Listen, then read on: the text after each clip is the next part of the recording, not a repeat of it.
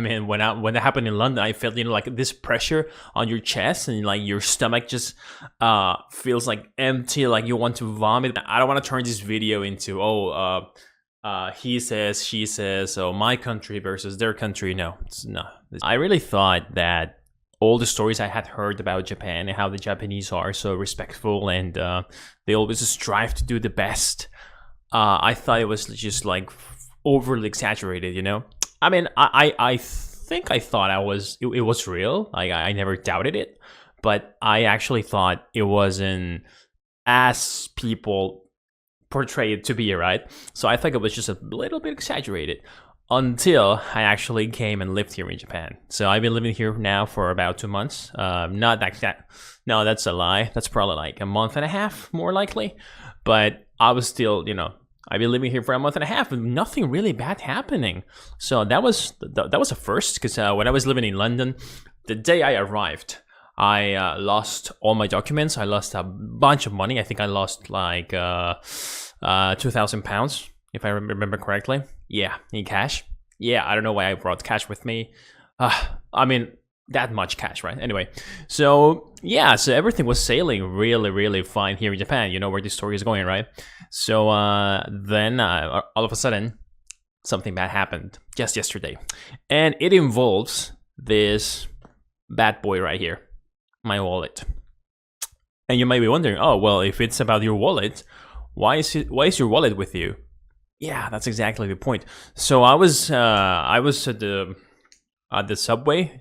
We call it metro, the chikatetsu, basically, right? That's the Japanese word for it. So I was at the subway, like going from there. I had just gone to Korea. I went on a whim, it's like, oh, let's go to Korea. It's so close by. It's like a 2-hour flight.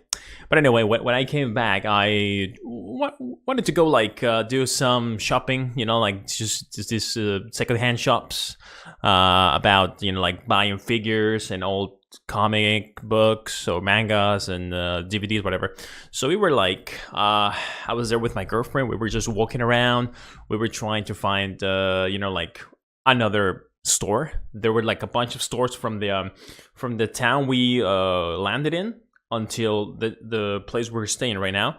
So it was like a long way. It's like a 2-hour train trip, basically. So we thought, hey, might as well do some shopping. We arrived in Japan very early in the morning.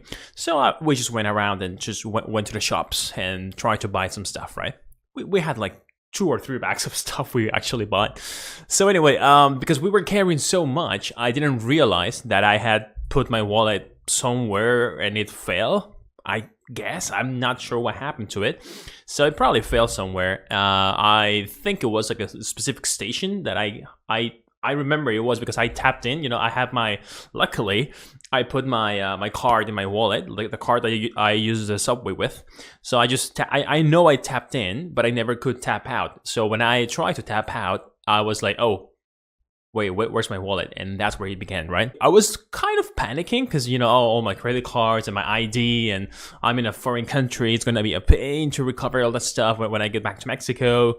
I mean, yeah, but I was never, I didn't feel that dread that was with me whenever that happened to me in London. I mean, when that happened in London, I felt like this pressure on your chest and like your stomach just feels like empty, like you want to vomit, but not really. You're not going to vomit at all. It's just like a feeling deep inside. I don't know. It's very psychological stuff, maybe. I don't know. I'm not an expert, but anyway. So I wasn't feeling that way because I think deep inside of me, I thought it's gonna be okay because it's Japan. And yep, it didn't disappoint. I think I was more afraid of being disappointed. I mean, a Japanese person might see that, he's an idiot foreigner, let's grab it. But no. So I guess someone saw it. They gave it to the police, or like the metro station guy saw it. I don't know. But clearly, it passed through a couple hands, at least, right? Because when I realized, it was like a whole hour after. So yeah, so I dropped my wallet and it was a whole hour after that I never saw it again. And then it's crazy, right? Because I arrived to the station when I wanted to tap out, and I realized that it didn't happen anymore. So I talked to the person in charge there, like I guess they're like the I don't know, they're like in this cabin and they help you out if you need something, and they're probably in charge of like seeing that the trains are on the correct time schedule and all that stuff. So I mean, that person, I talked to him, and he told me, oh, tell me what your wallet looks like, your name, where did you drop it? And I actually failed to comply with his demands because I couldn't actually remember the station. Luckily, I was able to, like pinpoint it according to the map. It was like, oh yeah, it should be this one, right? So it was fine in the end. But yeah, that was scary, right?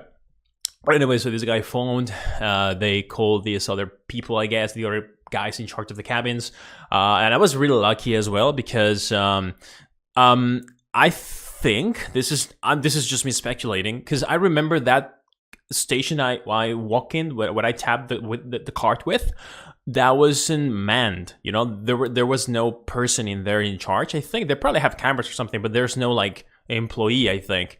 So my idea is that someone like a person, like a civilian, a passenger, saw my wallet and they gave it to another person in probably another station that actually had people on it, because that station seemed very deserted. It didn't seem like there were any people working there. I don't know if there were any technicians or something, maybe, but yeah, so that's crazy to think about, right? Like just a random passenger took the time out of his or her schedule and actually went out of their way to give the wallet to a police or like a metro worker, an employee, in order for me not to suffer all the. Jesus, I think about it, it's like probably days or weeks of, talking to banks, canceling cards, reusing, and I had to issue them again, right? And probably going back to Mexico, get all my papers sorted. It was gonna be a pain. So just having all that not happen, that's crazy. So I think people in Japan are not only very honest, they're very empathetic. They're probably like, oh, if this happened to me, I would like it to be returned. So that's why they did it, right? But yeah, it was crazy how this person in the cabinet, he just phoned everyone. He told me, "Oh, yeah, so your wallet is in that station.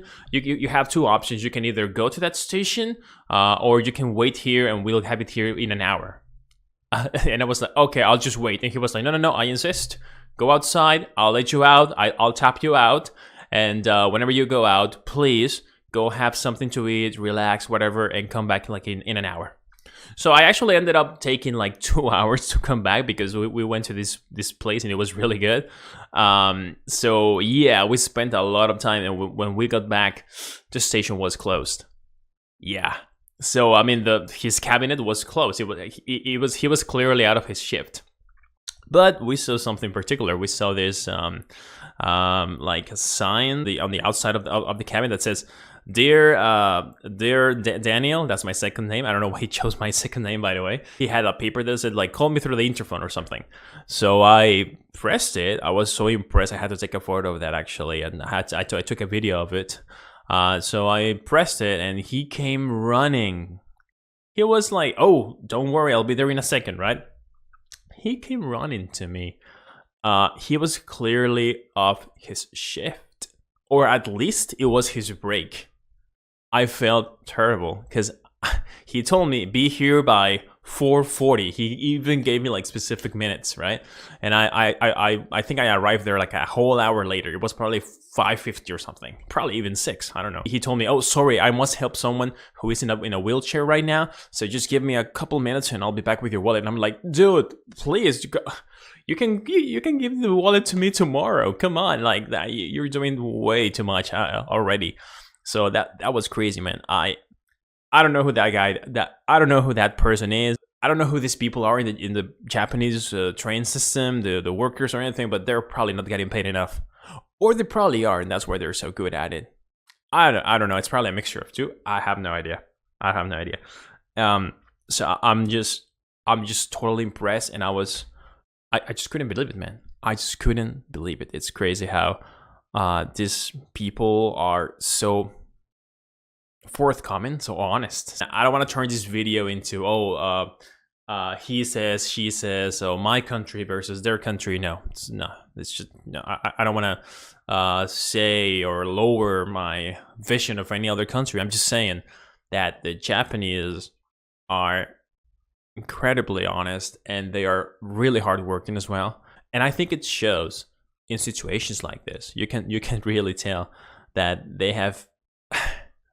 At the same time, though, right? It's crazy how doing the right thing is like, I don't know. It's praiseworthy, right? It's probably a little.